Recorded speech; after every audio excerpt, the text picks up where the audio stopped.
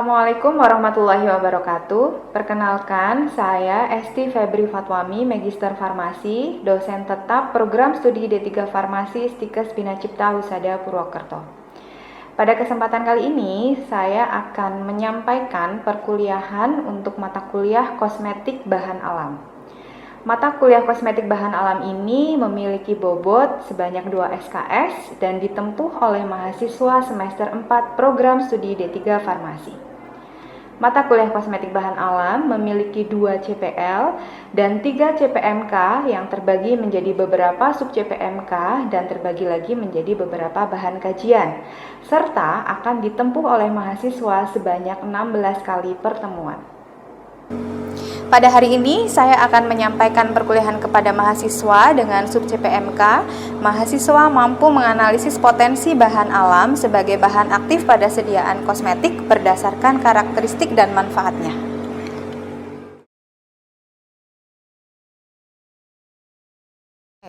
Assalamualaikum warahmatullahi wabarakatuh. Waalaikumsalam warahmatullahi wabarakatuh. Ya, akhirnya ketemu lagi dengan saya ya di pertemuan kelima ini. Yang sebelumnya di pertemuan 4, pertemuan 3 sampai pertemuan 1 kita sudah belajar tentang sejarah tentang kosmetik, kemudian klasifikasinya kosmetik, jenis-jenis sediaannya apa saja. Nah, di pertemuan yang kelima ini kita akan belajar tentang bahan alam dalam kosmetik gitu ya, karena mata kuliahnya kan kosmetik bahan alam gitu ya. Jadi kita akan belajar tentang bahan alam dalam kosmetik. Nah, sebelum saya masuk ke perkuliahan, coba saya ingin tanya dulu, ada yang tahu sumber dari bahan alam itu apa saja? Silahkan tunjuk tangan. Ya, silahkan Mbak Nabila. Oke, pinter ya. Jadi selama ini kita tabu hanya dengan kalau bahan alam itu lebih ke tumbuhan gitu. Tapi yang namanya bahan alam itu tidak hanya terbatas di tumbuhan saja, tapi ada mulai dari hewan, ada mineral, mikroorganisme yang bisa dimanfaatkan untuk bahan aktif dalam kosmetik bahan alam gitu ya. Tapi yang pastinya sebelumnya harus melewati beberapa proses terlebih dahulu. Harus ada empirisnya, beberapa uji, kemudian penilaian screening fitokimianya dulu sampai ke uji klinis dari si bahan aktifnya gitu ya. Nah, pada sebuah studi mengatakan dari studi Natural and Organic Cosmetic Definition and Concept dinyatakan bahwa produknya itu bisa dikatakan natural kalau memiliki pendekatan yang alamiah dengan alam dan pelestarian lingkungan gitu ya. Jadi bahan alam ini tidak semerta-merta mengikuti tren saja gitu, tapi bahan alam ini tujuannya salah satunya adalah untuk membantu melestarikan lingkungan. Jadi sebenarnya sangat menarik kalau bahan alam digunakan sebagai bahan baku dalam pembuatan kosmetik. Begitu ya. Oke. Nah, ini saya masuk ke tren global untuk green kosmetik ya. Jadi saat ini sudah banyak sekali kosmetik yang ditemukan dengan bahan aktif berupa bahan alam, ya enggak? Ya kan? Nah, jadi ada banyak produk skincare, produk make up gitu ya, hair care, body care yang bahan aktifnya bahan alam. Dan tren global dari green kosmetik ini sangat menarik terutama untuk dunia farmasi gitu ya. Tapi tidak menutup kemungkinan yang dimaksud dengan definisi green kosmetik adalah yang terbatas pada bahan bakunya saja. Tapi bisa dilihat di sini ya, yang memiliki rendah dampak lingkungan, kemudian kemasannya ramah lingkungan, sampai ke produksinya tidak merusak lingkungan. Nah, yang menarik lagi menyebutkan ada sebuah kajian judulnya Evolution of Consumer Perception and Intention in the Green Cosmetic Market. Itu menyebutkan kalau konsumen itu sekarang persepsinya sudah berubah.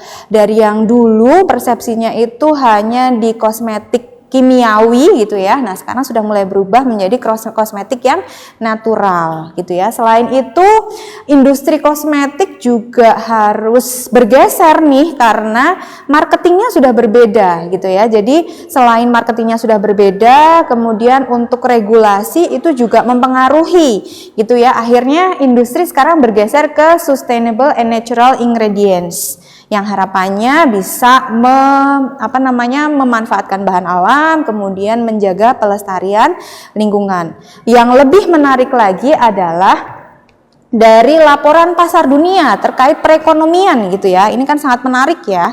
Tidak hanya kita bisa membantu nih, dari industri farmasi bisa membantu, ternyata laporan pasar dunia itu meningkat sangat bagus dari 2024 diperkirakan sampai 2034. 2024 di angka 190,7 miliar.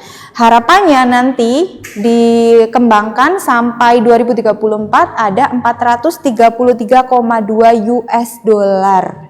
Ya, jadi luar biasa sekali untuk perkembangan kosmetik ini. Tertarik untuk melakukan penelitian di bidang kosmetik?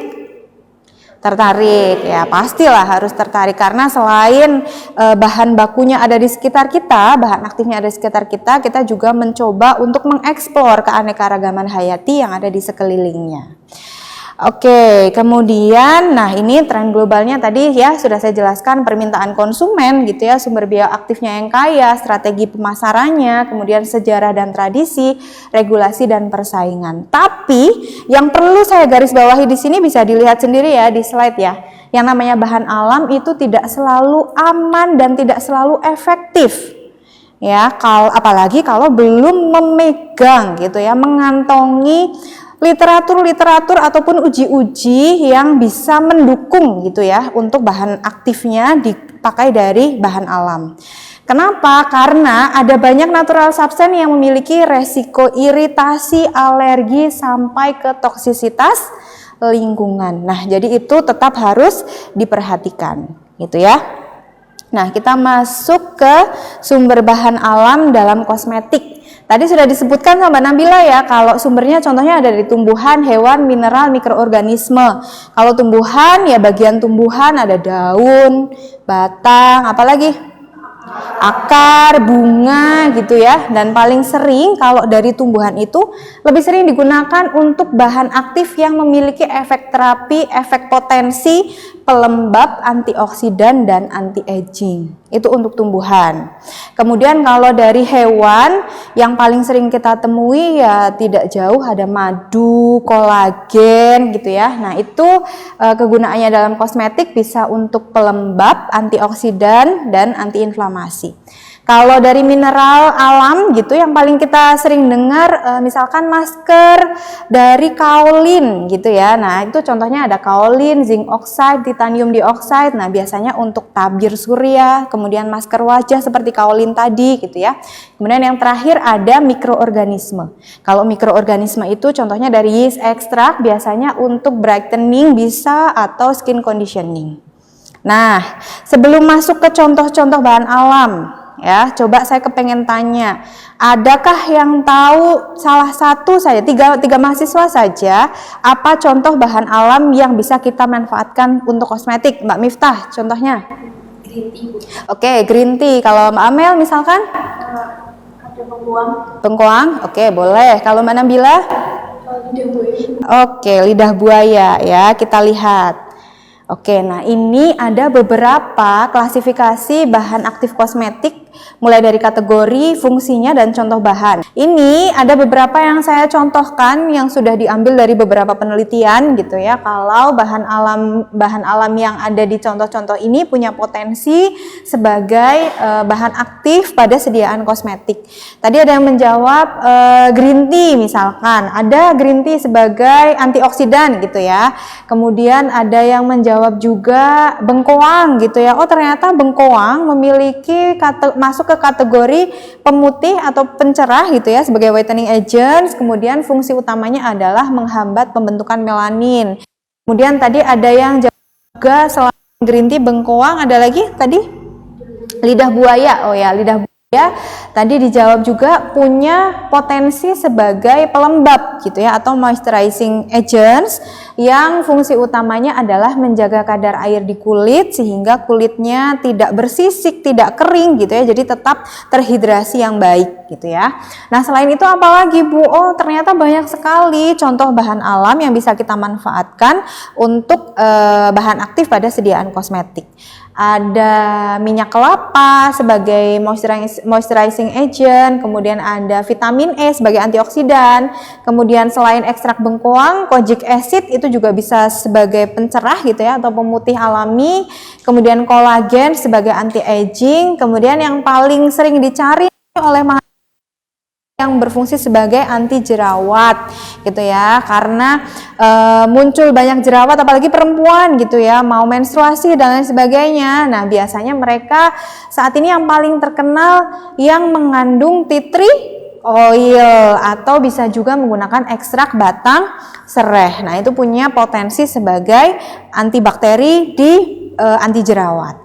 Kemudian ada juga tabir surya. Untuk tabir surya contohnya ada titanium dioxide, zinc oxide, sampai ekstrak lidah buaya, kemudian penyehat rambut sampai pengharum ya, pengharum atau penenang itu juga masuk ke dalam kategori kosmetik. Bisa dipahami?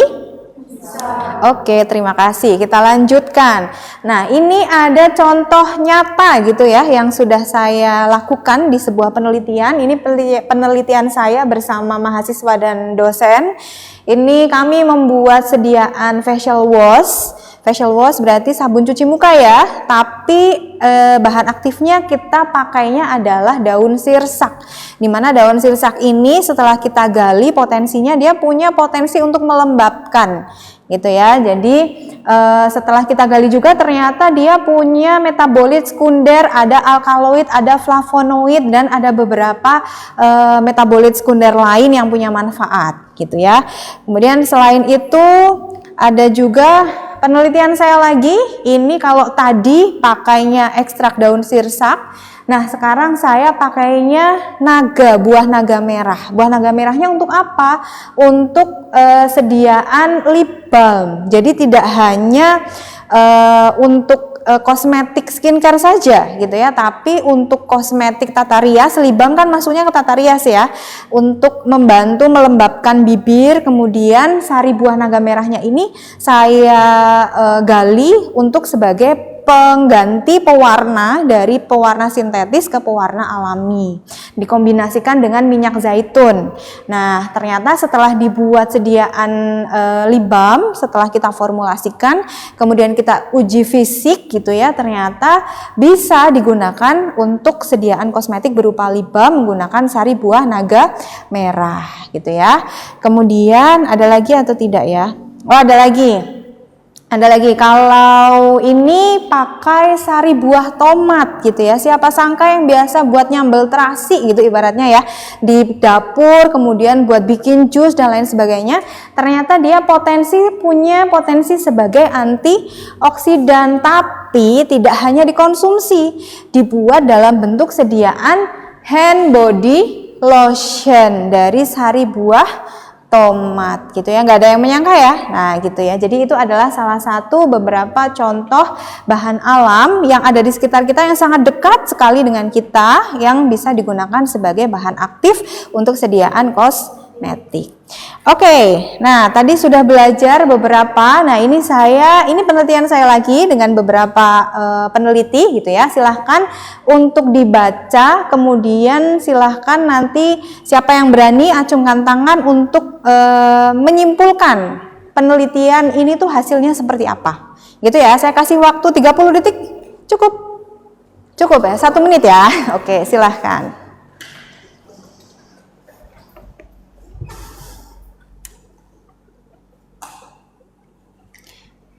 Ya, sudah? Oke, ini ada penelitian judulnya formulasi sediaan serum ya, serum gel ekstrak daun cabai rawit sebagai antioksidan. Ada yang bisa menyimpulkan? Silahkan angkat tangan. Oh ya, Mbak Amelia, silahkan Mbak Amelia. Jadi pada penelitian dengan judul formulasi sediaan serum gel ekstrak daun cabai rawit sebagai antioksidan itu dengan metode DPPH itu menghasilkan nilai IC50 sebesar di bawah 200 mikrogram per mili pada ekstrak maupun serum. Oke, jadi tidak ada yang menyangka kalau daun cabai rawit yang tidak kita manfaatkan, yang seringnya kita manfaatkan buahnya saja untuk bikin sambal gitu ya, ternyata daun cabai rawitnya punya potensi sebagai antioksidan gitu ya, dan dibuat sediaan serum. Serum biasanya ditujukan untuk topikal di bagian wajah gitu ya. Setelah diteliti, hasil ekstraknya diuji antioksidan. Hasilnya adalah 78,3 mikrogram per mili. Sedangkan serum gelnya dengan konsentrasi 5% gitu ya, itu menghasilkan nilai IC50 sebesar 115,9 mikrogram per mili. Nah, itu dengan konsentrasi 5%. Bayangkan kalau konsentrasinya lebih dari 5%. Pasti nilai antioksidannya akan semakin baik atau semakin buruk? Semakin baik ya, karena konsentrasi ekstraknya semakin tinggi gitu ya. Bisa dipahami. Terima kasih Mbak Amelia untuk tanggapannya. Nah, itu tadi contoh beberapa bahan ya yang sudah saya sampaikan. Nah, kita masuk ke asesmen untuk kuis setelah saya sampaikan tadi. Silahkan dibuka handphonenya, kemudian di scan barcode yang ada di depan. Nah, silahkan.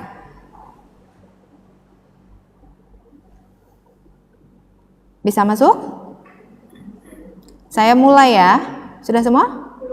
Oh, belum. Sudah? Oke. Oh, baru satu. Fatma, Amelia, Septiana, Nanda, Ratri, Miftah.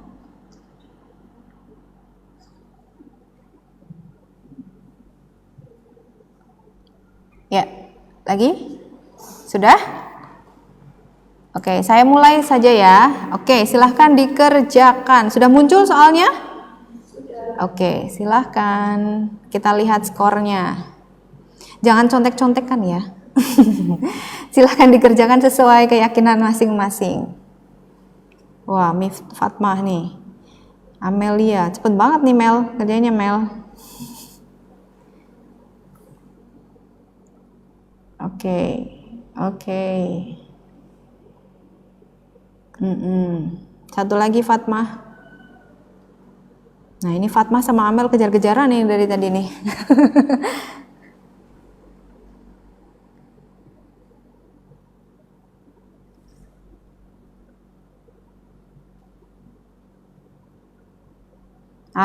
Amelia nih sudah selesai. Amelia sudah selesai, Fatmah, Miftah, Nabila, Retno sudah selesai. Kemudian yang belum Ratri, Septiana, dan Nanda. Belum? Sudah? Oke, Nanda belum selesai Nan? Oh, belum 100% Nan. Kita akhiri ya, coba ya. Siapa ini pemenangnya? Wih, Retno. Oke. Retno, terima kasih Retno. Klasemen pertama ini ada Retno, nomor 2 Amelia, yang ketiga Nabila. Kejar-kejaran gitu ya. Oke, nilainya ada yang benar semua, ada yang salah satu, ada yang salah semua nggak? Oh, ada nih. Kalau untuk Septiana salah di nomor 2, kalau untuk Nanda salah di nomor 3. Nggak apa-apa, nanti belajar lagi, oke? Oke, kita lanjutkan. Tadi kita sudah kuis, kemudian kita mendekati di paparan materi yang terakhir gitu ya. Jadi bahan alam ini bisa kita manfaatkan sebagai bahan baku pada ingredients gitu ya. Kalau bahasa anak zaman sekarang itu point of ingredients-nya gitu ya. Point of ingredients-nya adalah bahan alam tapi harus memenuhi standarisasi terlebih dahulu. Ya, harus ada identifikasi bahan bakunya, kemudian penetapan kadar senyawa aktifnya. Jadi tidak hanya penetapan senyawa secara kualitatif, tapi kuantitatifnya itu juga harus diperhatikan. Kemudian evaluasi keamanan dan kontrol mutu berkelanjutan, gitu ya.